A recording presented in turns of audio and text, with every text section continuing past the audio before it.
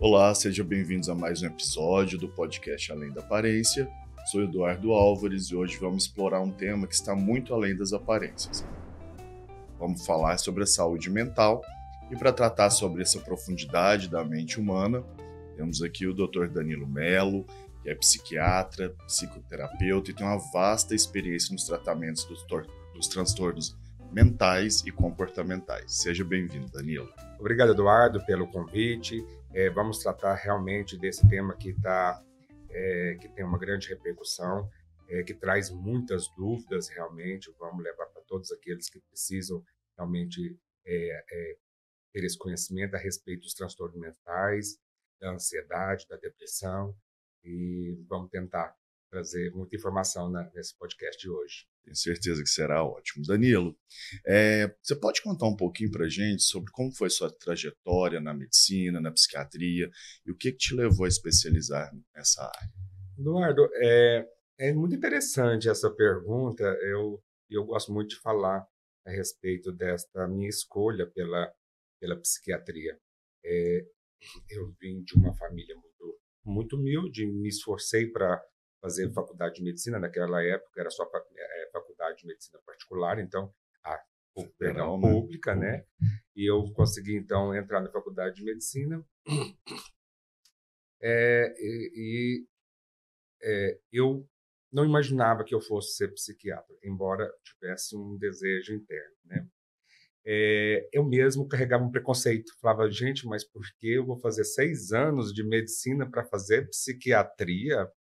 Eu vou fazer outra coisa, vou fazer cardiologia, vou fazer alguma outra área que eu possa me destacar melhor, né? E eu acho que um episódio me marcou bastante. No terceiro ano de faculdade, o Eduardo, eu sofri de um quadro de depressão. Um quadro de depressão fortíssimo. Naquela época, o acesso a psiquiatra era quase muito ruim. Então, minha mãe me levou a um médico, na época neurologista, em onde que eu pude fazer o tratamento. Então, eu senti na pele a dor que as pessoas sentem nos transtornos mentais. E aquilo me despertou de uma forma muito grande. E eu dirimi todo o meu preconceito e fui fazer, então, a residência de psiquiatria e me subespecializei em psicoterapia, onde que eu estou atualmente. Ah, que legal. Eu, quando entrei na faculdade, eu entrei querendo fazer psiquiatria. Eu era apaixonado, já tinha lido alguns livros. E aí, quando chegou no quarto ano, porque quando eu fiz faculdade, acho que você também era só um ano de internato, né? Não, eu já fiz 2 anos. Já fez 2? O meu era só um ano de internato. E aí a gente pegou e tinha matérias até o quinto, então no quarto era dermato e no quinto psiquiatria. E aí eu comecei a ficar apaixonado pela dermato, pelas perebas lá. E meus professores de psiquiatria no quinto ano, eles eram professores mais de idade mais avançada e eles acabaram não me aconselhando a fazer psiquiatria. Olha que estranho. Eles falavam que não era uma especialidade boa, que não tinha procedimento e acabou me tirando de cabeça. Mas mesmo assim, quando eu fui fazer prova de residência, aí eu prestei para dermato e para psiquiatria. Aí eu passei em um lugar para dermato e um só que eu prestei para psiquiatria eu passei também. Aí eu tive que escolher. Você escolheu Aí eu dermato. escolhi a dermato. Interessante que são áreas de atuações completamente diferentes, né? É diferentes, mas o que eu falo assim que está muito relacionado duas coisas, né? Tanto problemas de pele causado por estresse, enfim, várias coisas, né, que está na mente aí, no dia a dia da pessoa. E também hoje a gente vê muito pessoas que não estão satisfeitas, que a gente vai até comentar um pouco com a sua aparência, né? Então aquela pessoa que você faz, põe procedimento, preenchimento, ela quer mais, ela quer mais, ela quer mais.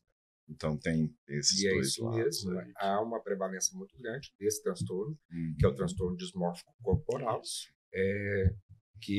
que atrapalha muito, né? Porque a pessoa pode fazer o que ela quiser, o problema está aí aqui dentro, não está na aparência, né? Verdade. Danilo, e a psiquiatria tem se tornado cada vez mais relevante, né? Como você enxerga essa evolução? Porque é tão importante a gente falar de saúde mental hoje em dia. Olha, Eduardo, hoje nas últimas 2 décadas, a psiquiatria tomou um protagonismo muito grande nos tratamentos médicos.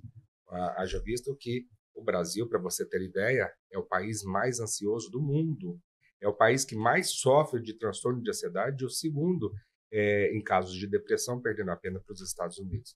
Então, se a gente for considerar uma prevalência de 20 a 30% de transtornos mentais na população geral, nós estamos falando de mais de 50, 60, 80 milhões de pessoas que sofrem de algum transtorno mental no Brasil. Isso sem considerar a população mundial. Então, a psiquiatria ela se tornou a protagonista. Ela está uma especialidade que está aliada a todas as outras especialidades. E como você mesmo bem salientou, mesmo na dermatologia, que se parece tão distante à psiquiatria, existe uma relação direta realmente. Então, todas as outras especialidades sofrem, tem alguma ligação, tem alguma interferência com aqueles pacientes que sofrem de transtorno de ansiedade, de depressão, de algum outro transtorno mental. Nili, esses estudos mostram algum motivo por que eles acham que o Brasil fica em primeiro lugar em termos de pessoas ansiosas? Eduardo, não se tem ainda essa justificativa.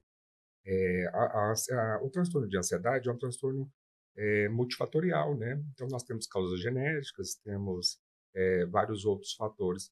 E às vezes é um contrassenso, porque o brasileiro é tão feliz, tão alegre, né? E também sofre de ansiedade. Mas nós temos que contextualizar vários fatores que levam a isso, né? Situação econômica, acesso excessivo à informação, né? Causas genéticas, né? Então, isso tudo gera, então, aumenta mais aí dos casos de ansiedade. Danilo, e quais são os transtornos mentais e comportamentais mais comuns que você vê hoje em dia no seu consultório? Você pode falar um pouquinho sobre eles? E se puder falar assim, amplamente tratamento, né? A gente não quer que... Legal. Hoje no consultório, o carro-chefe é transtorno de ansiedade. Todo mundo tem um problema e tem ansiedade, né? Então, eu recebo quase que 60%, 70% de ansiedade, casos de depressão. E nós temos a ansiedade associada com sintomas de depressão e temos a depressão com sintomas de ansiedade. Esses são mais transtornos emocionais. E temos alguns transtornos comportamentais muito significativos. O mais interessante o que mais leva as pessoas ao consultório é o transtorno de personalidade com instabilidade emocional, que é conhecido muito comumente como transtorno borderline. Já ouviu falar? Sim, sim. Então, o transtorno borderline é um transtorno comportamental e que ele se inicia no início da vida da adolescência, tá? Os sintomas se apresentam ali muito mais comumente em mulher, tá? Em que gera uma instabilidade emocional, alterações comportamentais, baixa autoestima, insegurança, alterações do humor, depressão, e em alguns casos mais graves, o paciente, inclusive, ele começa a se automutilar. Ele promove cortes na pele, aí é onde entra a sua área, quando você vê, Sim. né? A paciente ele evolui com manchas roxas na pele em decorrência da ansiedade. Não sei se você já deparou com casos desses no consultório. Então, são transtornos mais comumente que aparecem no consultório, em que a gente observa e faz o tratamento. O tratamento ele é individualizado, cada pessoa recebe um tratamento específico, mas a gente tem uma boa evolução com esses pacientes, sim, com um tratamento bem feito, efetivo, bem realizado, os pacientes evoluem muito bem. Ah, que legal. Danilo, e quais que vocês acham que você acha que é o maior desafio encontrado hoje na psiquiatria? Eduardo, eu acho que a psiquiatria evoluiu muito. Evoluiu nas últimas 2 décadas da virada do século para cá. Houve um investimento muito grande nos tratamentos psiquiátricos, principalmente as indústrias farmacêuticas desenvolveram muitas medicações muito eficientes, com baixos efeitos colaterais. Então, hoje, a psiquiatria ela tem um arsenal muito bom para ser administrado. Nós temos uma possibilidade muito grande de ajudar muitos pacientes com transtornos mentais. Mas o que me toca, o que me traz de maior desafio na psiquiatria ainda é o preconceito. Tá? É o preconceito, aquela questão, não vou no psiquiatra, não sou doido. Ainda né? tem muito isso. Ainda tem muito isso, né? A pessoa fala, não vou no psiquiatra, não. Normalmente, quem procura um psiquiatra é aquele em que já apresentou, já evoluiu um transtorno mental, em que a própria família já não consegue mais lidar com o paciente e ele é conduzido ao psiquiatra. Diferentemente, por exemplo, da sua especialidade. Se eu estou com uma manchinha aqui, se eu estou com uma ruguinha aqui, eu mesmo procuro e vou lá fazer, porque eu sei que vai ser bom, né? Eu fazer o botox. Já na psiquiatria, esse preconceito aliado à desinformação. Porque às vezes o paciente está sofrendo, ele nem sabe que está sofrendo. Ele nem sabe. Às vezes ele está numa angústia, uma ansiedade, mas ele não entende isso de forma consciente. O que está acontecendo? Quem eu devo procurar? Isso é um problema? Isso é uma doença? Por que eu estou passando isso? Por que eu estou sofrendo?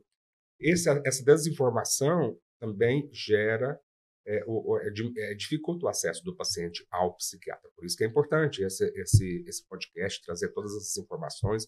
Te devo mais uma vez os parabéns, porque é muito importante a gente levar aquele que as pessoas entender. Se você está sofrendo, se você tem uma angústia, não está bem consigo mesmo, procura ajuda. Procura um psiquiatra, procura um psicólogo, faça uma avaliação, né? Isso é importante para a pessoa se entender, se identificar e iniciar o tratamento. Assim como todas as áreas da medicina, quanto antes você iniciar o tratamento, melhor é o prognóstico. Eu lembro que quando eu fazia residência em São Paulo, eu comecei com uma ansiedade, né, que assim, achava que era normal, tô fazendo residência, uma vida nova, né, começando tudo, morando numa cidade grande. Só que eu fui deixando até que culminou numa síndrome do pânico. Que uma vez eu estava voltando da residência, numa avenida muito movimentada de São Paulo, e me deu um pânico dentro do carro, que eu parei o carro no meio da pista, estava meio parado o trânsito, e saí correndo, entrei dentro de uma loja. E aí a dona da loja estava lá, foi lá, pegou meu carro, colocou. E aí eu vi a importância, né, de tratar, vi que não tinha, não, era muito mais além do que eu conseguia resolver. E é isso que acontece na maioria dos casos. As pessoas vão segurando aquele sofrimento, vão segurando aquela ansiedade. Eu vou deixar para depois, eu não vou procurar, não sei o que está acontecendo. E o transtorno mental, ele é uma doença, como qualquer outra, que evolui. Então, nós evoluímos, no seu caso, evoluiu para transtorno de pânico, poderia ter evoluído para um quadro de depressão mais grave, ou até quadros psiquiátricos bem mais graves e de difícil controle. Então, é importante esta avaliação com um profissional qualificado, com um profissional eficaz, que você faça uma avaliação rápida e identifique o transtorno o quanto antes e inicie um tratamento adequado, e o prejuízo é bem menor. Né? E a saúde mental, ela tá cada vez mais, a gente sabe que ela está incluída na promoção da saúde. Sim. Né? Eduardo, sem saúde mental não há saúde. Você não tem como você não tem como produzir se você não estiver bem emocionalmente. Eu ou você jamais estaríamos agora, neste momento, se nós não tivéssemos, pelo menos, estável emocionalmente. Sim. Se você tivesse um quadro de ansiedade e depressão, normalmente você teria cancelado esse podcast. E as pessoas não percebem, isso, que o impacto que os transtornos mentais trazem para a vida da pessoa, não só no sofrimento pessoal, mas também impactos em todos os campos da vida. Na vida pessoal, nos relacionamentos, principalmente no campo profissional. O prejuízo que gera isso profissionalmente, até economicamente, é muito grande, porque a pessoa que sofre de um transtorno mental, ela reduz significativamente a sua capacidade de produção. Isso, então, gera um prejuízo que, se não for tratado, a longo prazo pode trazer um impacto muito grande. E em relação aos pacientes, você já falou um pouquinho aí, mas o que você mais encontra de dificuldade? O que a gente mais tem de dificuldade é aquele paciente que tem dificuldade de aceitar o tratamento, né? Então, se chegou ali no consultório, já é um bom sinal, já é um primeiro passo, é o mais importante, é procurar um tratamento, é procurar uma ajuda. Então, chegou ali no consultório, já deu um passo importante. Talvez tenha sido sozinho, talvez, na maioria das vezes, levado pela família. E aí, então, eu tenho que estabelecer uma aliança terapêutica para que aquele paciente se adere ao tratamento, né? Para que ele consiga iniciar o tratamento.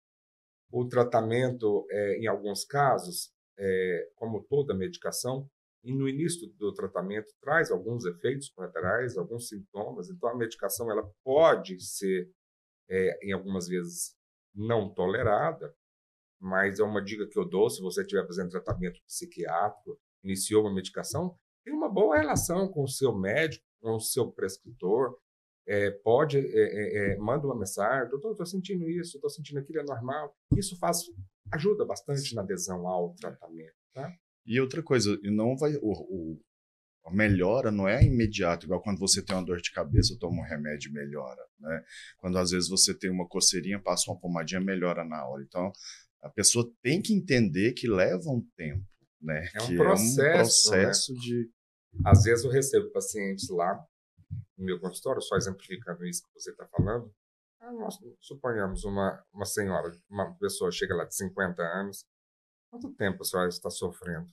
Doutor, tem uns 30 anos eu estou com depressão. A senhora quer resolver uma depressão de 30 anos em 3 dias? É impossível. A gente precisa de pelo menos alguns meses, algumas semanas, alguns meses, talvez até um período a maior. E aí o paciente ele não tem um pouquinho de paciência. Mas isso é muito importante na aliança terapêutica médico-paciente, em estabelecer isso, tá? E depois que o paciente aceita o tratamento, inicia o tratamento, a melhora é significativa. Parece que aquela nuvem cinza ela desaparece, tudo fica mais prazível na vida do paciente. É verdade. E qual que é o papel da psicoterapia no tratamento? Danilo, você sempre indica, sempre tem que estar junto, como que funciona? No meu consultório, a psicoterapia é um tratamento coadjuvante, tá? É um tratamento muito bom. Eu costumo dizer, no meu consultório eu falo que o meu tratamento ele é baseado no tratamento em tripé.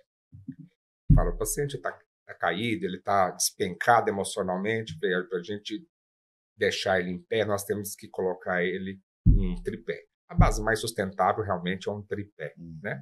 Então, nesse tripé, nós temos que associar a medicação, a terapia e a atividade física. Então, são os 3 pilares principais para a recuperação do paciente que está em um quadro de transtorno emocional, transtorno mental.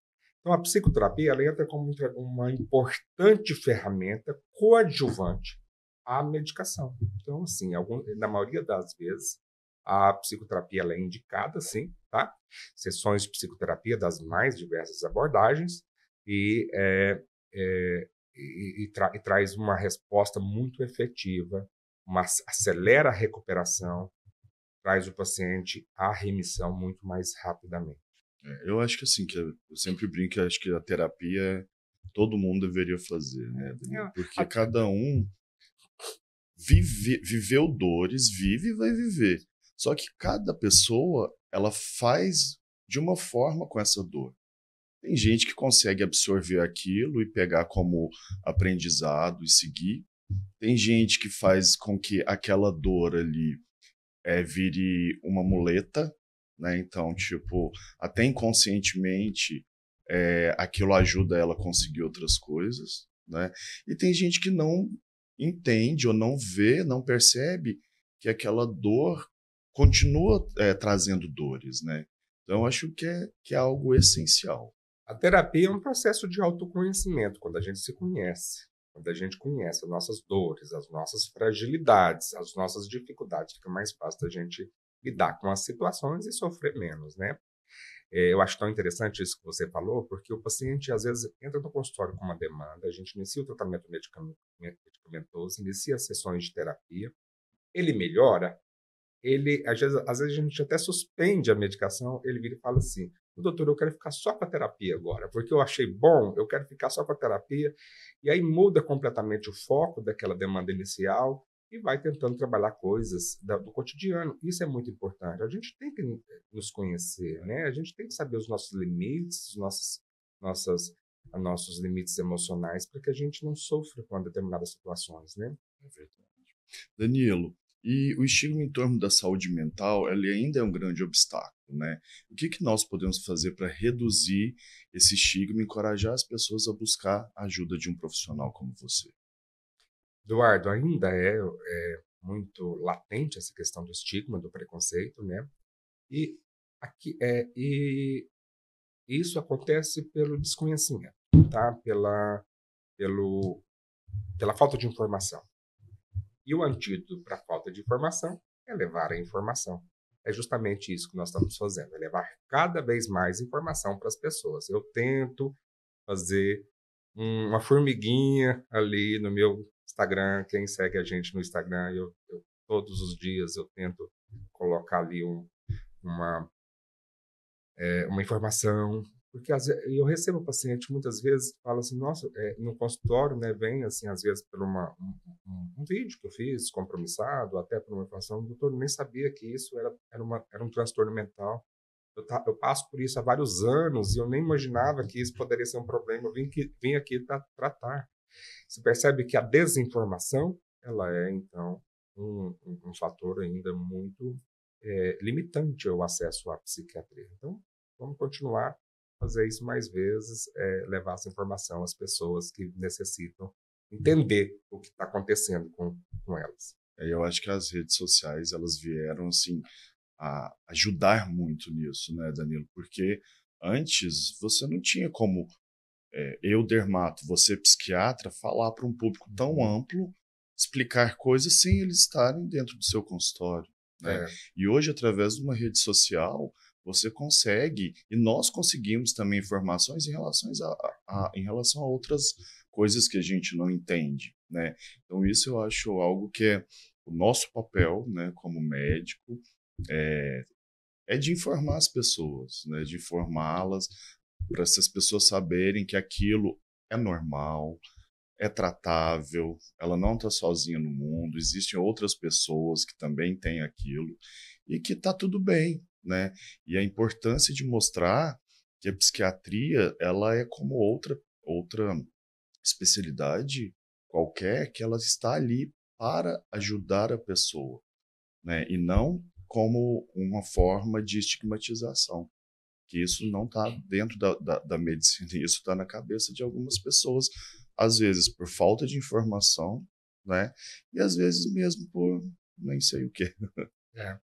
Isso e esta função, esta, essa responsabilidade deve ser assumida primariamente por nós profissionais, Sim, por nós médicos, de todas as áreas, e entender que a psiquiatria ela permeia todos os campos da medicina, porque o paciente é um só.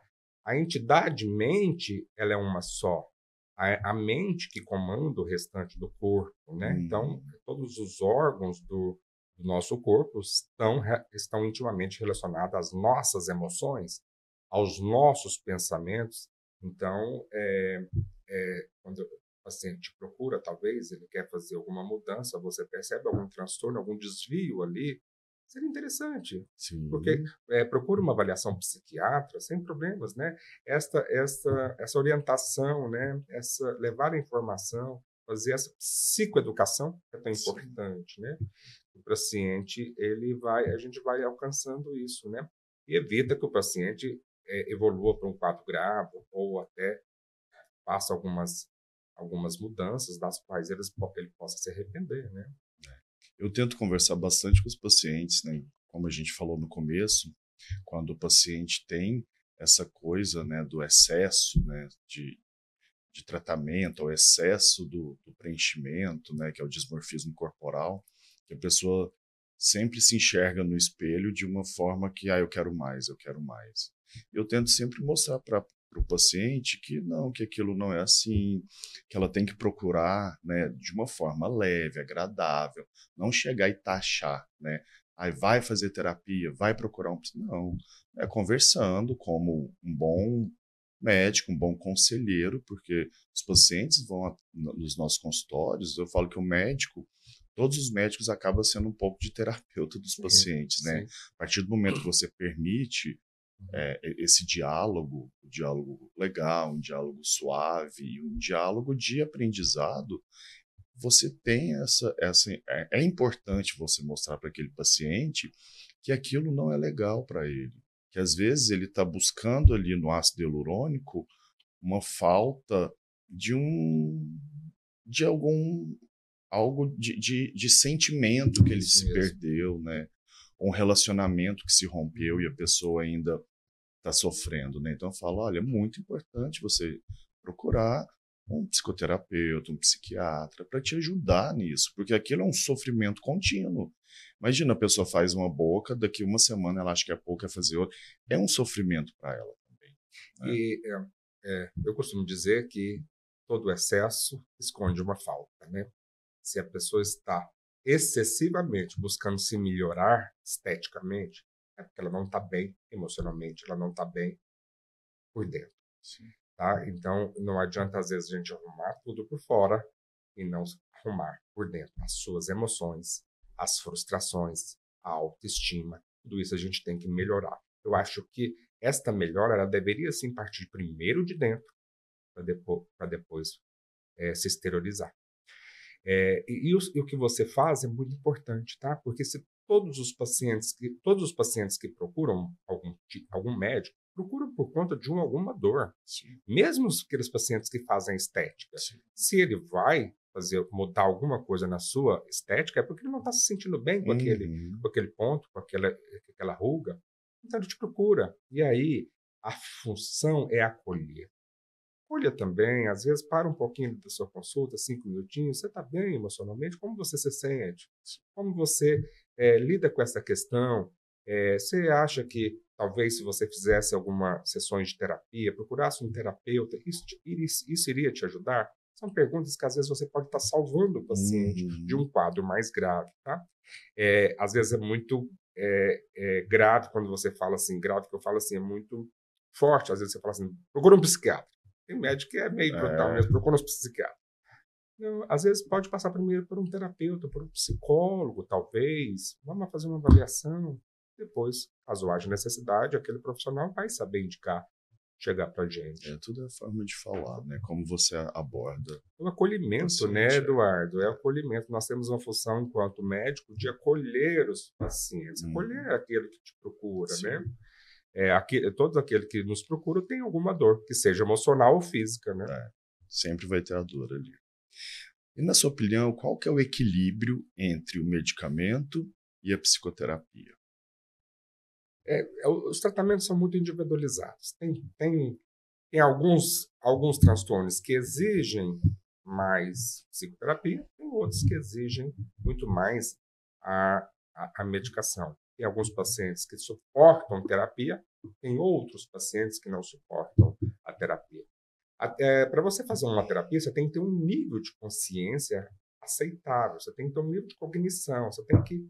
Porque na terapia a gente vai raciocinar. Um terapeuta ele é um profissional que ele vai te conduzir de forma racional para você se auto-perceber. Então você precisa ter um nível de cognição razoável. Existem transtornos mentais que comprometem essa cognição, esse autoentendimento.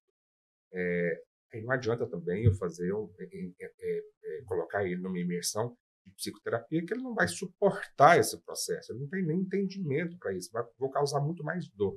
Então eu Uhum. tenho que primeiramente estabilizar com a medicação, depois eu indico o paciente para a terapia. Então assim, cada paciente que entra no meu consultório, ele é único. Então eu Uhum. tenho que estabelecer um protocolo único para cada pessoa. Então não tem receita de bolo, não.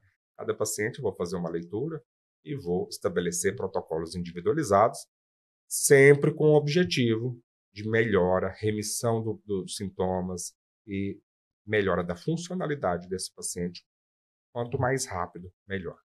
E tem algum transtorno mental que tem se tornado mais comum ultimamente, assim, que você tem percebido mais, ou que a sociedade de psiquiatria tem percebido?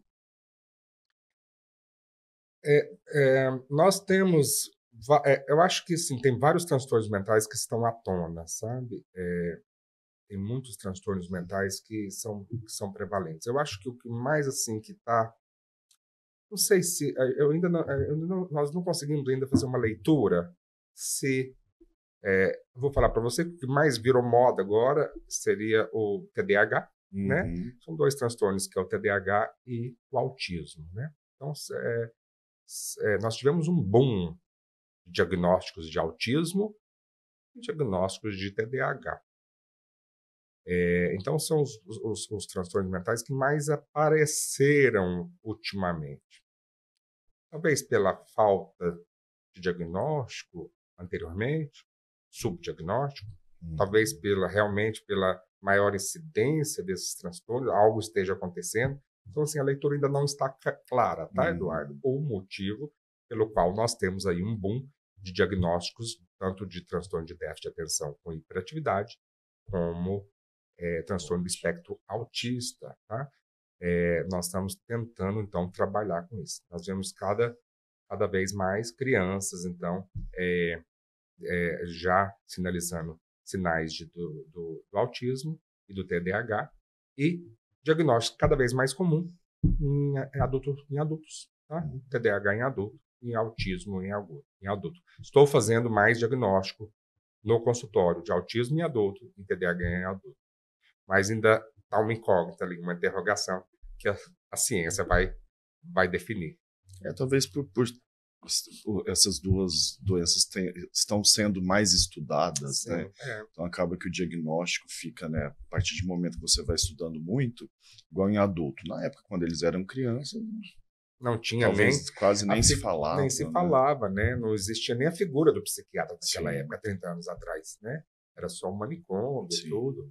Então, assim, eu acho que era subdiagnosticado demais, né?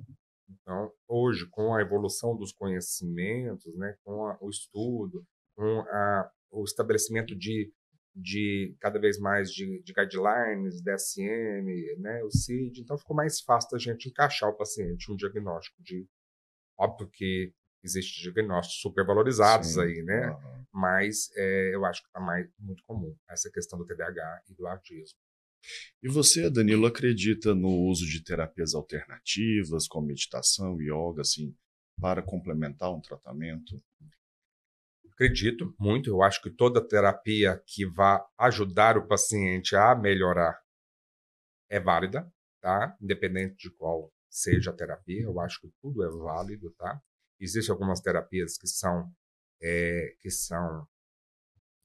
válidas, outras que estão em fases mais de experimento, fases empíricas, né? Eu estava lendo até um artigo esses dias para trás do estudo que fizeram na USP, tá? E eu pude ter a oportunidade de presenciar o que era o tratamento de imposição de mãos. Tá? O paciente ele melhorava com a imposição de mão. Então, o paciente que é o reiki, né? Reiki, né? O reiki, ou se você for num centro espírita, você vai ter o passe espírita, né?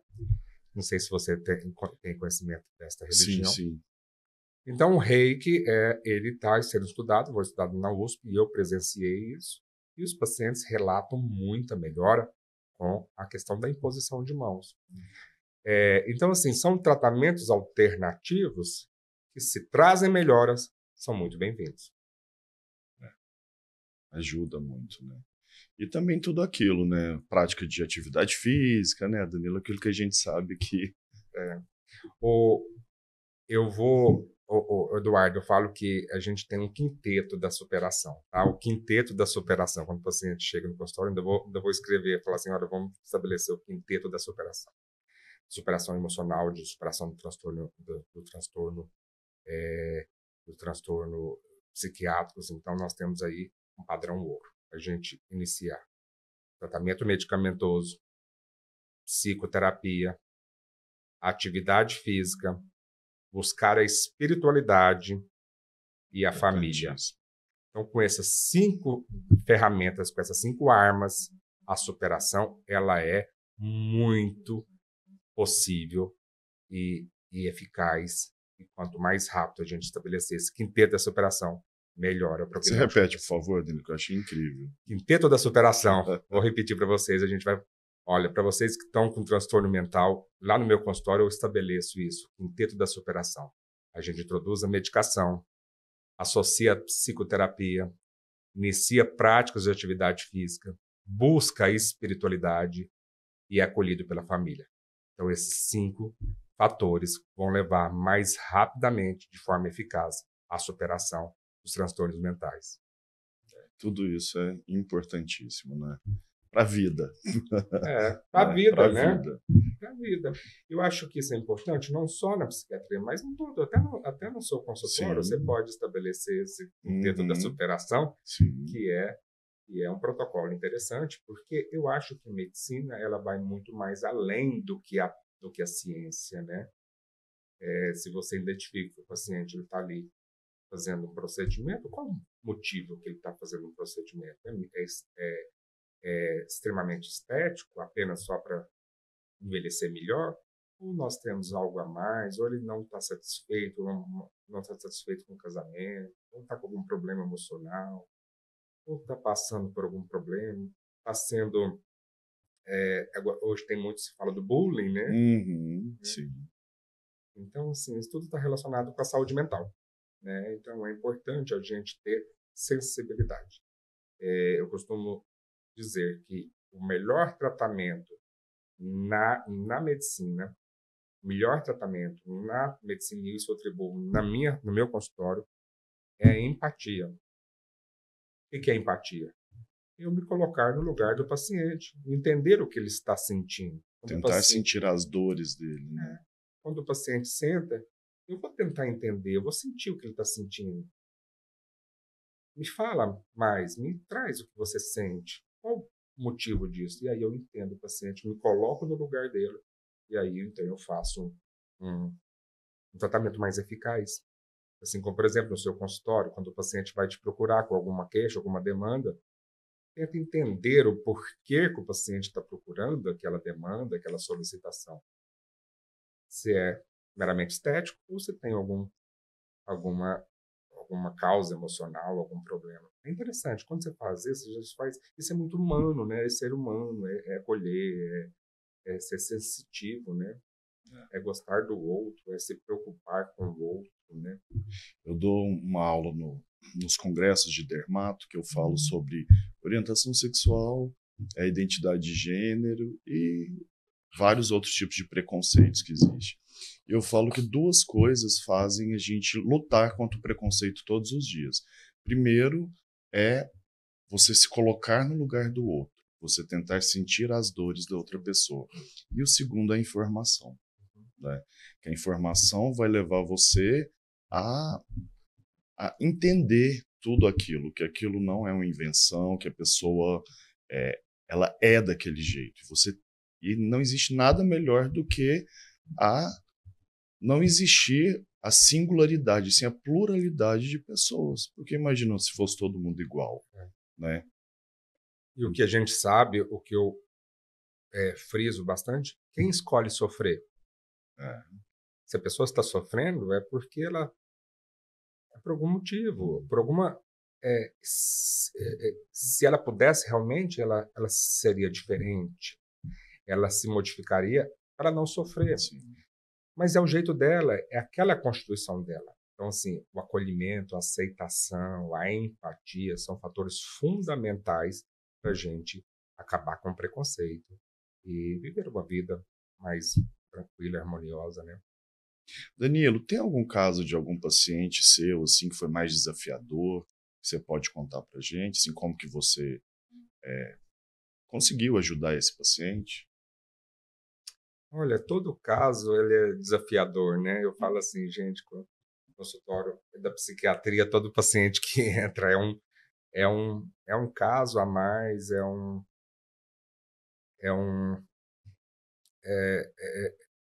é único, né? Ontem mesmo eu atendi um paciente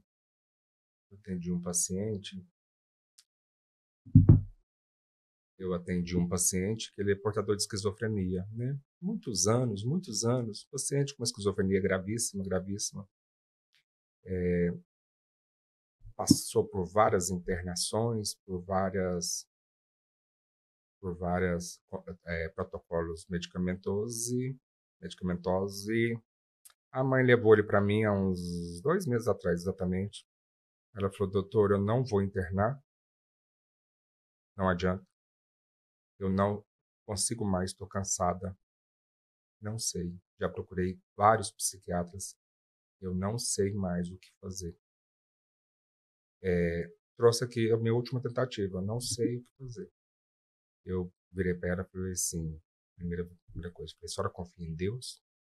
Eu confio, então pode confiar que ele vai ser o último psiquiatra que a senhora vai procurar.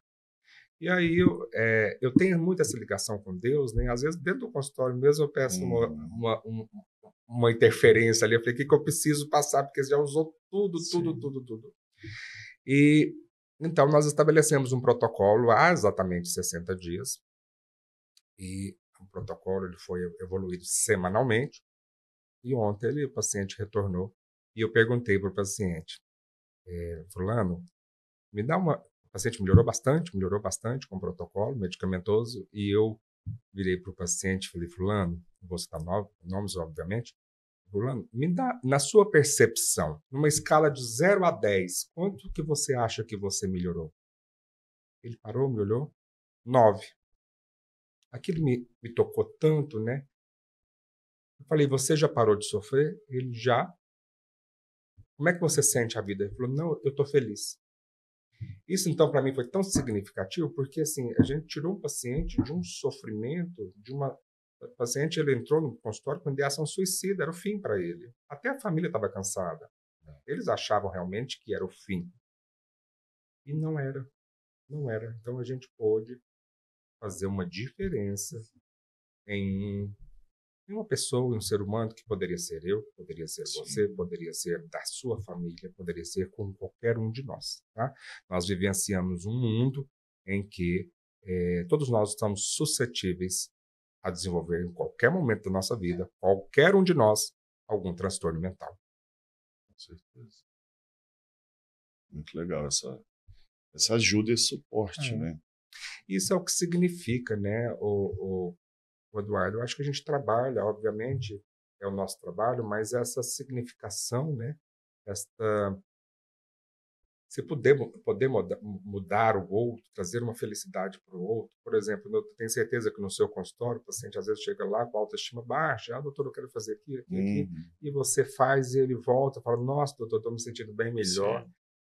Então, você ressignificou as emoções dele. Se sente até mais encorajado de enfrentar a vida. Né? Então, você não fez só um botox, você fez uma terapia, você mudou aquele paciente para a vida, para ter bons resultados, para conseguir ser efetivo, para ter uma boa relação com o seu parceiro, para ter uma boa relação com seus filhos, para ter uma vida sociável, para se sentir bem. Tá? Nós somos seres que fomos criados para nos sentirmos bem, para a gente ser feliz. Então, a gente tem que buscar nossa felicidade constantemente. Maravilha. Danilo, para a gente terminar, vou fazer um bate-bola rapidinho aqui. Tá? Qual uma dica essencial para manter a saúde mental? O autocuidado. Cuidar de si mesmo. E qual é o maior mito sobre a psiquiatria que você gostaria de desmistificar? Nem toda medicação psiquiátrica causa dependência.